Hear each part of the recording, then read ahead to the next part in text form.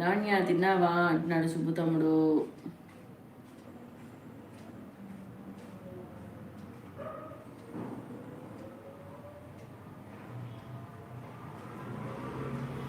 అట్లా ఉండకండి ఫ్రెండ్స్. అది కిచెన్ టిప్ చెప్తానని చెప్పాను కదా, చెప్తాను. కరివేపాకు పొడి గురించి చెప్పేశాను కదా. ఇప్పుడు మనం దీని గురించి క్యాబేజీ గురించి చెప్పుకుందాం. క్యాబేజీ మనం బాయిల్ చేసేటప్పుడు స్మెల్ వస్తుంది కదా, ఆ స్మెల్ చాలామందికి నచ్చదు. దానివల్ల చాలామంది పిల్లలు క్యాబేజీ తినరు అనమాట. యాక్చువల్గా ఏంటంటే క్యాబేజీ తినడం వల్ల క్యాలీఫ్లవర్, క్యాబేజీ ఈ ఒక ఈ లీఫ్ ఐటమ్స్ అన్నీ తినడం వల్ల ఏంటంటే మనకి బ్లడ్ ఏదైనా దెబ్బ తగిలినప్పుడు పిల్లలకి కానీ ఏదైనా సరే దెబ్బ తగిలినప్పుడు బ్లడ్ క్లాటింగ్కి ఆ క్యాబేజీలో ఉన్న కే విటమిన్ అనేది యూజ్ అవుతుందన్నమాట.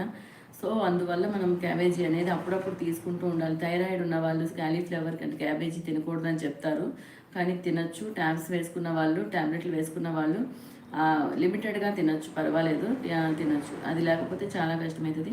ఎవరికైనా రక్తం చిక్కబడుతుంది అట్లా ఏమైనా ప్రాబ్లం ఇష్యూ తెలిసినప్పుడు మాత్రానికి క్యాబేజీ దానికి సంబంధించినవన్నీ కూడా క్యాలీఫ్లవర్ ఇవన్నీ కూడా అవాయిడ్ చేయండి, అస్సలు తినకూడదు. అట్లీస్ట్ మనం బయటకు వెళ్ళి ఫ్రైడ్ రైస్ తింటున్నా సరే దాంట్లో క్యాబేజీ యూజ్ చేయించుకోకుండా అస్సలు అంత తినకూడదు అనమాట.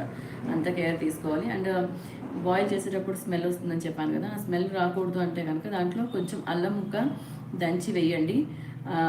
దంచి వేసి బాయిల్ చేయండి.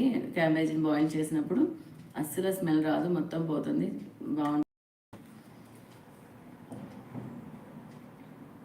అండ్ వాడేటప్పుడు కూడా పైన ఒక 2 లేయర్స్ తీసేసేయండి. ఎందుకంటే మందు జల్లినవి అన్నీ ఉంటాయి కాబట్టి దానికి ఇంకా కవరింగ్ ఏమీ ఉండదు కాబట్టి ఒక 2-3 లేయర్స్ పోతాయి, తీసేసేయండి. తీసేసి మంచిగా ఉప్పు వాటర్ వేసి, ఏ వెజిటేబుల్ అయినా సరే సాల్ట్ వాటర్